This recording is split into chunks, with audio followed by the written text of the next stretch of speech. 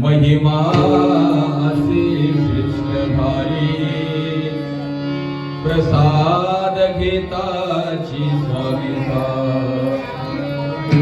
नाश होय षडरिपुचा मी तू पण हा नवरे सुख क्षयी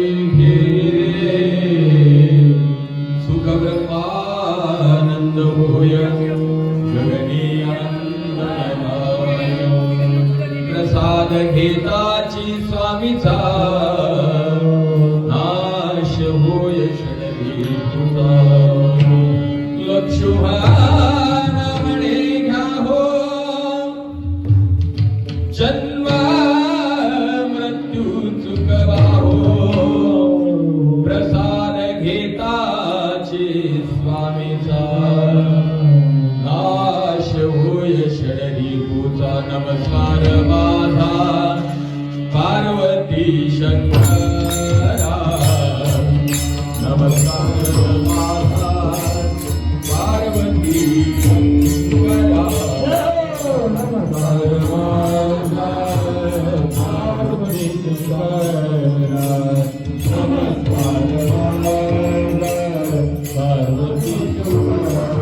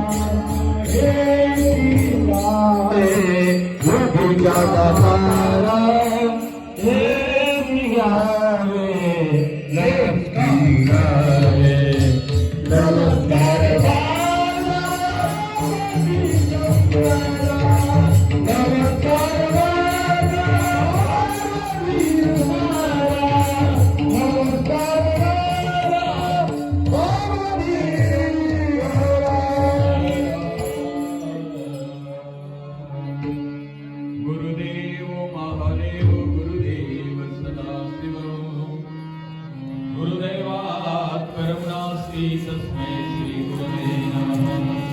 अवाचात्मस्वरूपाय शिवभावप्रदायिने नमः सद्गुरुनाथाय षडस्थलब्रह्ममूर्तये नमः।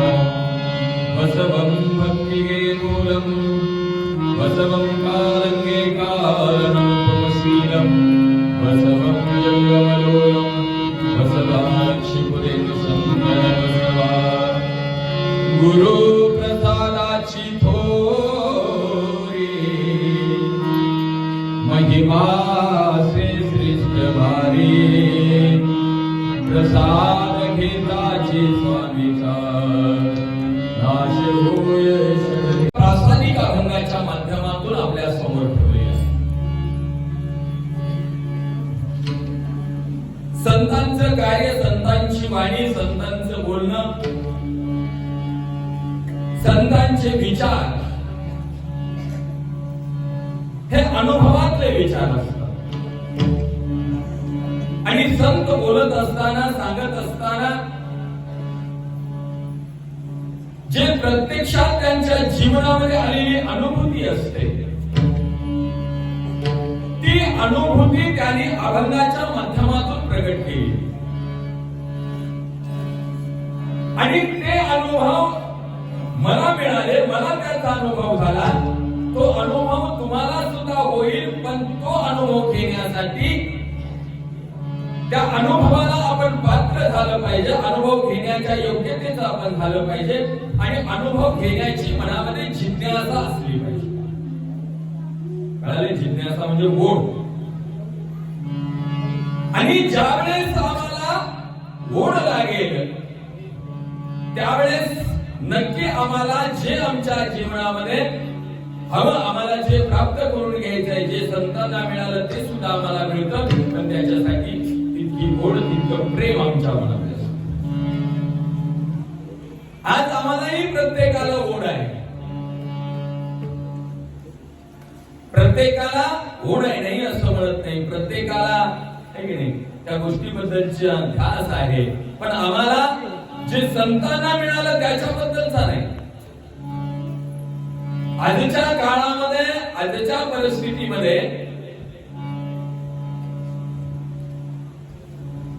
आम्हाला क्षणिक, लौकिक, तात्पुरत्या गोष्टीच्या सुखाच्या मागे लागलेलो आपण। कसल्या? क्षणिक, लौकिक आणि तात्पुरते। मग ते सुख, त्या सुखाचा अनुभव हा जास्त काळ राहणारा नाही, तो अगदी कमी काळ आहे। आणि लौकिक सुखाच्या मागे लागल्यामुळं ज्या वस्तू आपण जीवनामध्ये प्राप्त करत आहोत त्याच वस्तू आपल्याला पुन्हा दुःख देतात। थोडक्यामध्ये आता कूलर चालू आहे, कूलरची हवा थंड लागायला लागली, पण लाईट गेल्याच्या नंतर तेच कूलर दुःखदायक आहे ना। काय उपयोग आहे असून त्याचा? पण आम्हाला काय वाटतं की जोपर्यंत त्याची हवा आहे ना, सुख आहे ना, बघू पुढच्या पुढे। आम्ही भविष्याचा विचार करत नाही, पुढचा विचार करत नाही, केवळ तात्पुरता विचार करतो आणि तात्पुरता आताचा विचार केल्यामुळं आमच्या जीवनामध्ये दुःख आहे। आणि म्हणून संतांनी आताचा विचार केला नाही, संतांनी भविष्याचा विचार केला, पुढचा विचार केला आणि एकाच दिवसापुरता, एका वर्षापुरता नाही तर अनेक जन्मापुरता त्यांनी विचार केला, अनेक जन्म।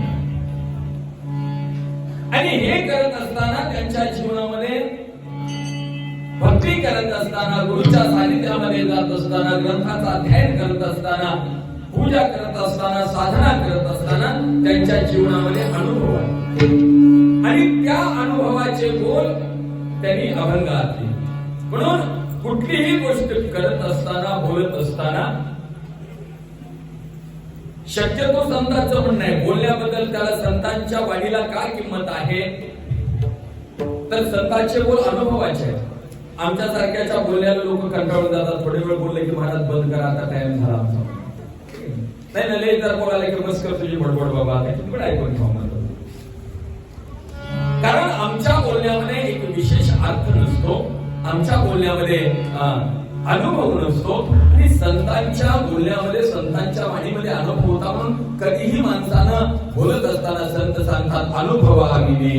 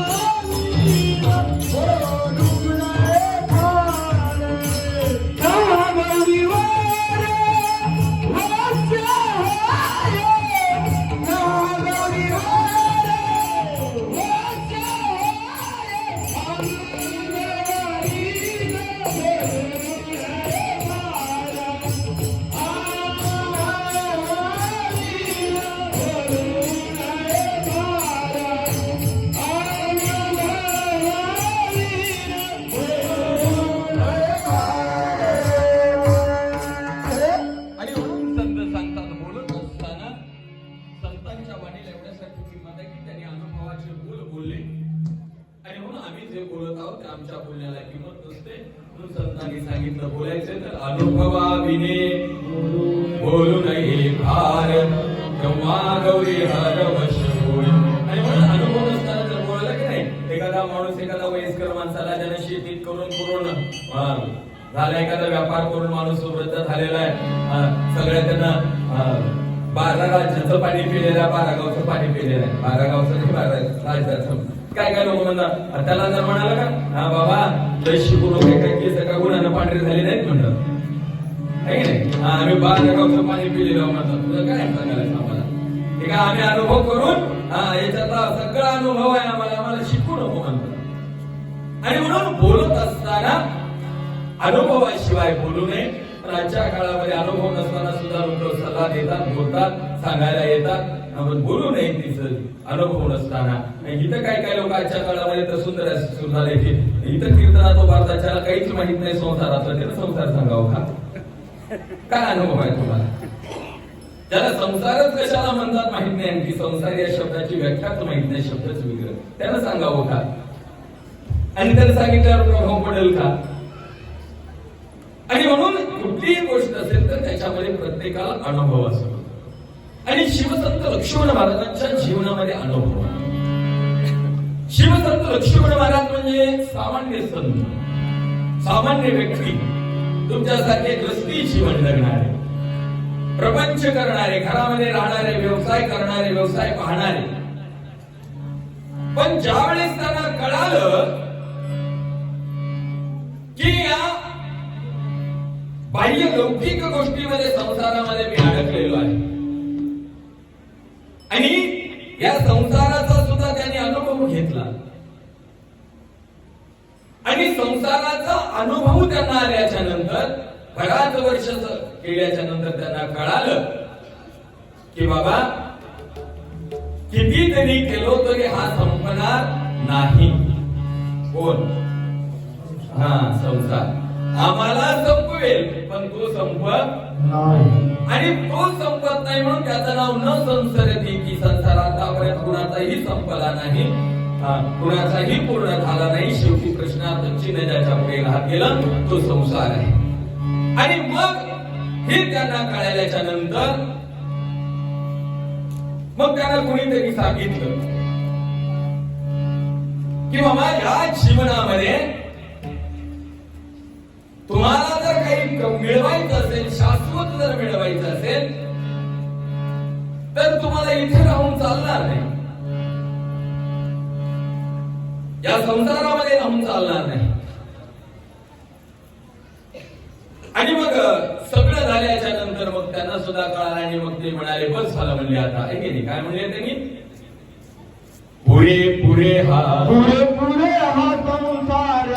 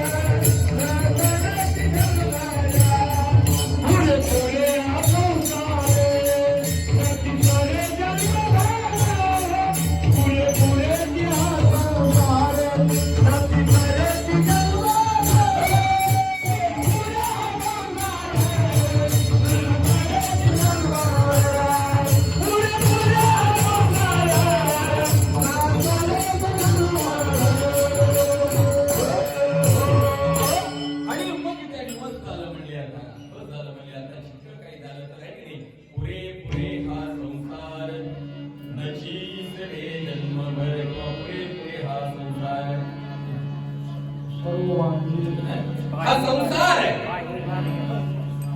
आणि त्यांना कळालं की बस झालं म्हणजे नची तरी जन्म भर हा संपणारा नाही. आणि मग काय करावं. आणि मग त्यांना वाटलं बस झालं. मन कंटाळले फार मन कंटाळलं आता धावून या मिठी प्रेमे घालू तुझे कंठे. आणि मग त्यांचं मन कंटाळतच झालं. म्हणजे तुमचं मन कंटाळत कधी कधी वाटतं का एवढं सगळं काम करून घरचं एवढं सगळं केलं आणि घरचे जर लोक आपल्याला म्हणाले काय केले घरात बसून नाही रे पण त्याच्या वाऱ्याला बसतात म्हणले काय.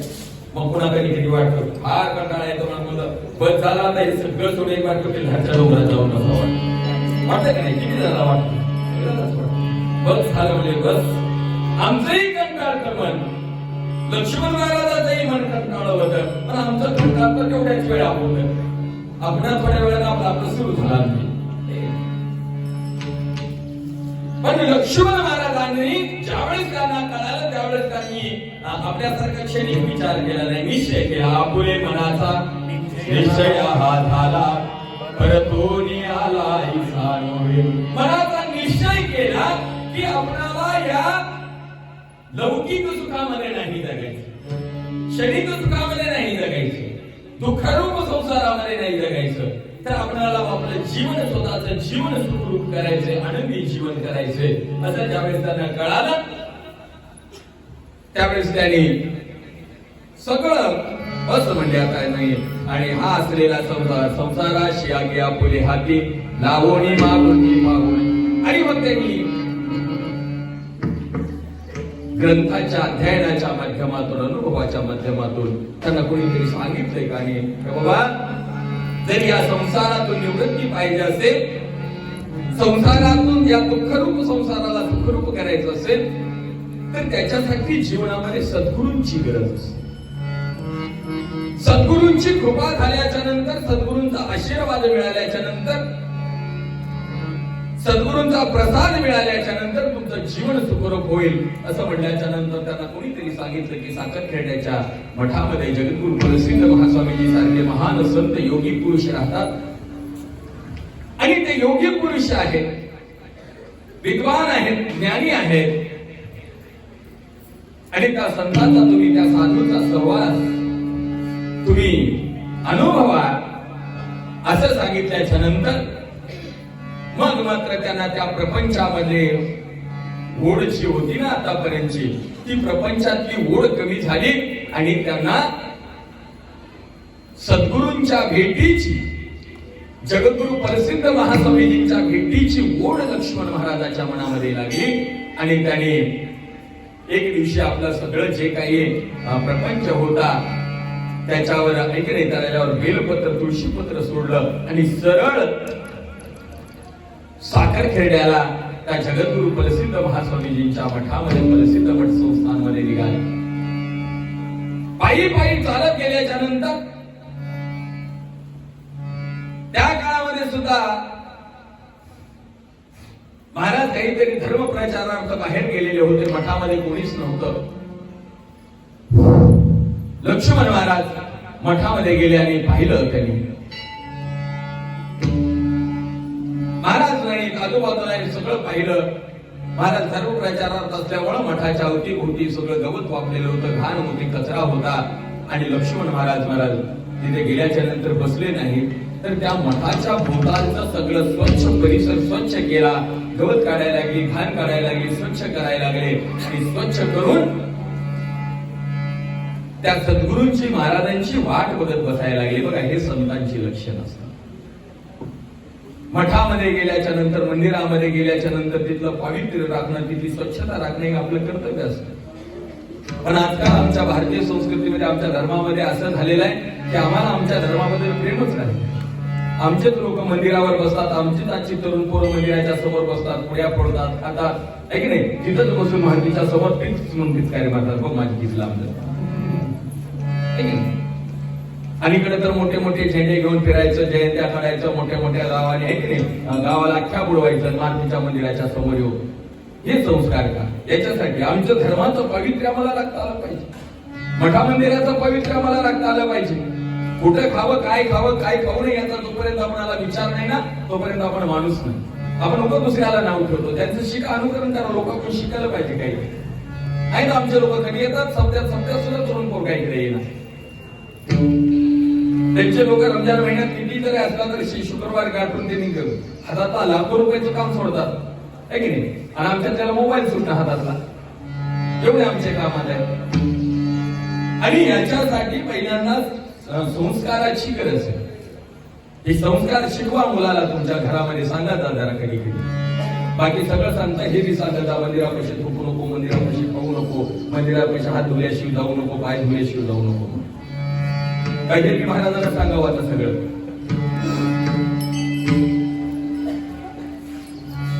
शिवसंत लक्ष्मण महाराजांनी ते मंदिर मठाचा परिसर स्वच्छ केला सगळा.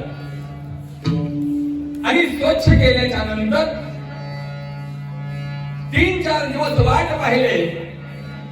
बघा पूर्वीच्या काळामध्ये गुरूंची संतांची वाट पाहावं लागत होती. आता महाराज लोकांनी वाट पाहावं लागते की नाही. आता उलट आहे. वाट पाहत बसले. 3 दिवसाच्या नंतर 4 दिवसाच्या नंतर आल्याच्या नंतर दोघांची भेट झाली. भेट झाल्याच्या नंतर दर्शन घेतलं. साष्टांग नमस्कार घातला गुरुंना आणि समोर बसले. पहिली भेट होती. कधी परिचय नव्हता. आणि परिचय नसल्यामुळं जगद्गुरु प्रसिद्ध महास्वामीजींनी लक्ष्मण महाराजाला विचारलं, तुमचा परिचय नाही, तुम्ही कोण आहे? कोण आहेत तुम्ही? शिवसंत लक्ष्मण महाराज म्हणतात, महाराज मला तेच कळालं आणि म्हणून तुम्हाला विचारायला आलोय की मी कोण.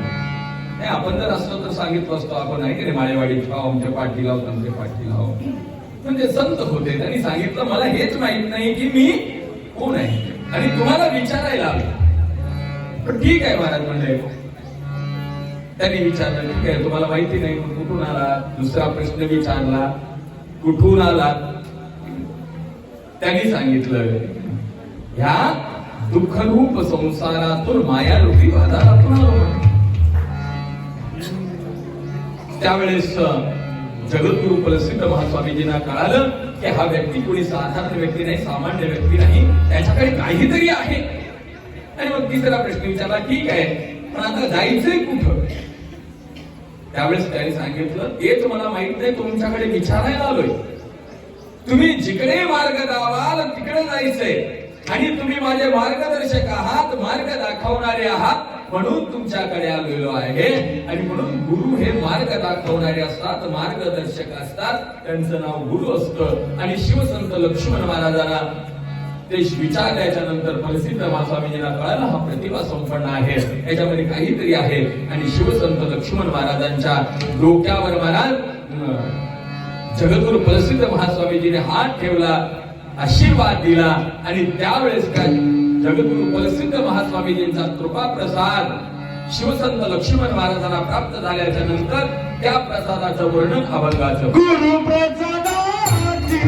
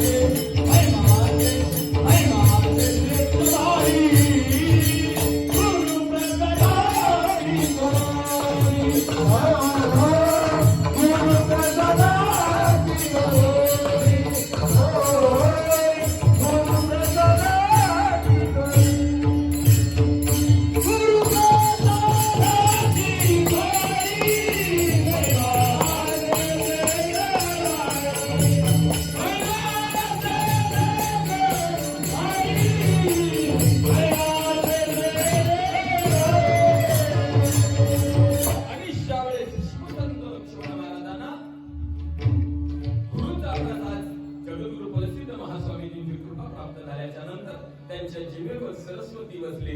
आणि मग त्यांना गुरुच्या कृपेनं मग अभंग लिहायला सुरुवात केली. तिथं मठामध्ये काम करता करता गुरुची सेवा करता करता एखादा सुचलेला अभंग तिथं कोळशानं लिहायचा भिंतीवर. आणि अशा पद्धतीनं त्यांच्या जीवनामध्ये गुरुची कृपा. आणि म्हणून जीवनामध्ये आमच्या सुद्धा जीवनामध्ये जसं शिवसंत लक्ष्मण महाराजांच्या जीवनामध्ये जगद्गुरु प्रसिद्ध महास्वामीजींची त्यांना कृपा झाली, तशी आम्हाला सुद्धा आमच्या जीवनामध्ये गुरुची कृपा प्राप्त होण्यासाठी आमच्या सुद्धा जीवनामध्ये गुरुची नितांत गरज आहे. आमच्या जीवनामध्ये सुद्धा गुरुची आवश्यकता आहे. जसं शिवसंत लक्ष्मण महाराजांना मार्ग दाखवणारे गुरु भेटले, तसं आम्हाला सुद्धा मार्ग दाखवणारे गुरु भेटले.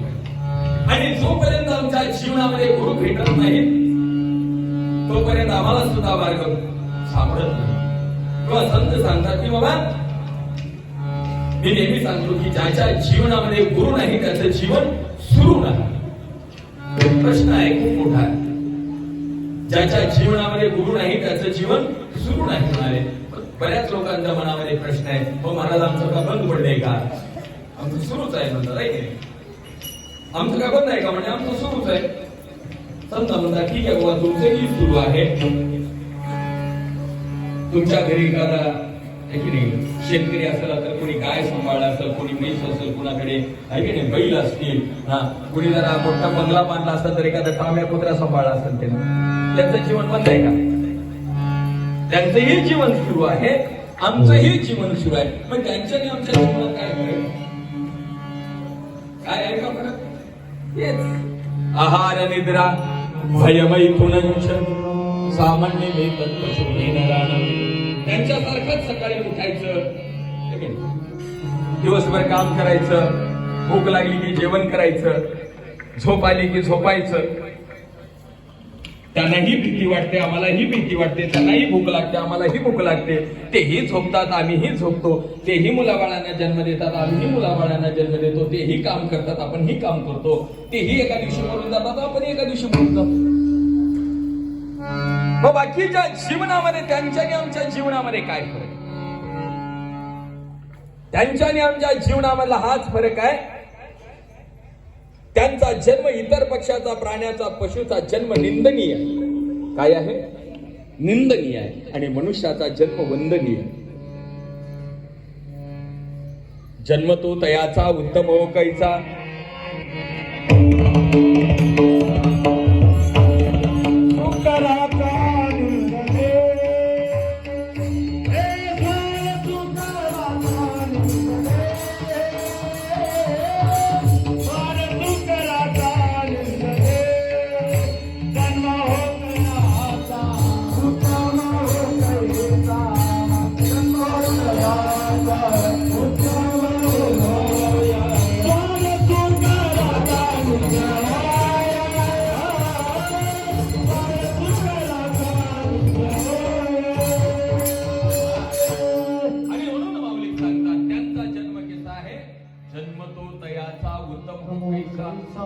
श्वान शुकराचा निंदनीय.